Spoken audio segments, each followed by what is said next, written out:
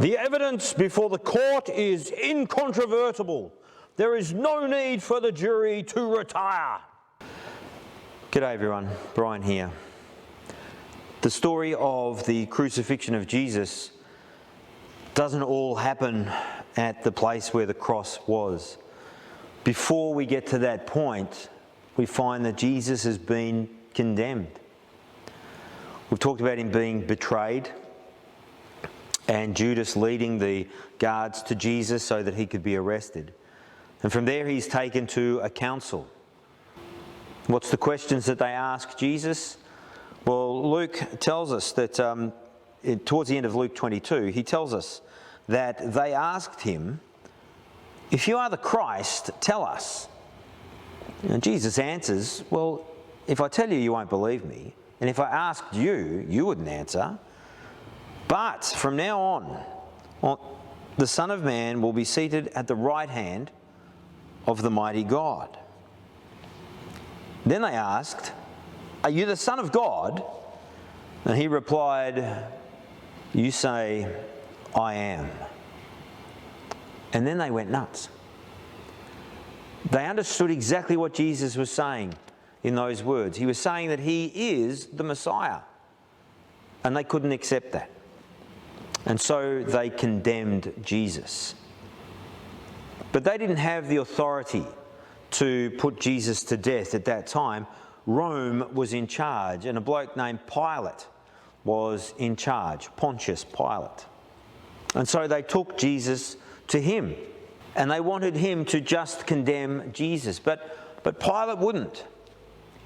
Pilate examined him, came to the council to say, "I've examined him. I find no basis for the charge against him, but I'll have him flogged and set him free." Well, the council are incensed at this. And so they come back to Pilate again and again, and the shouts get louder and louder. And the volume of people gets louder and louder and bigger and bigger. So eventually it's not just the council who are condemning Jesus, it is in fact the people who are around them who are condemning Jesus as well. What words do they use? Crucify him. Crucify him. Away with this man. We reject him and all that he stands for. Jesus finds himself condemned by the council of the Jewish leaders of the time. He finds himself condemned by the people who were gathered around them at that place, at that time. And then finally, Pilate does the same thing. He condemns Jesus to be crucified. Why?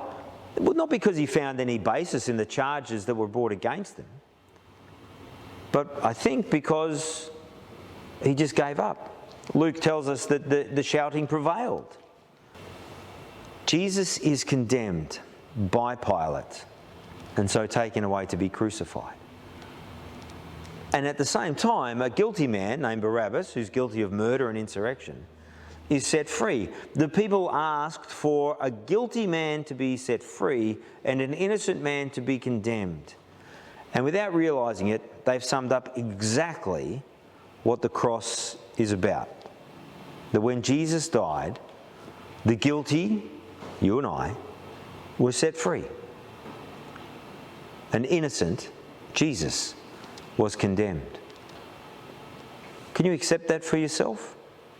Can you accept that Jesus has done this for you, as though you were the only person, for you, so that you can be free?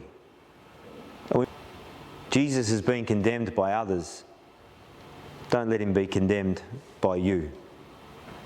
Accept the freedom that is offered in his name, the joy of the sacrifice, and trust him. God bless you. I'll see you tomorrow. Bye-bye.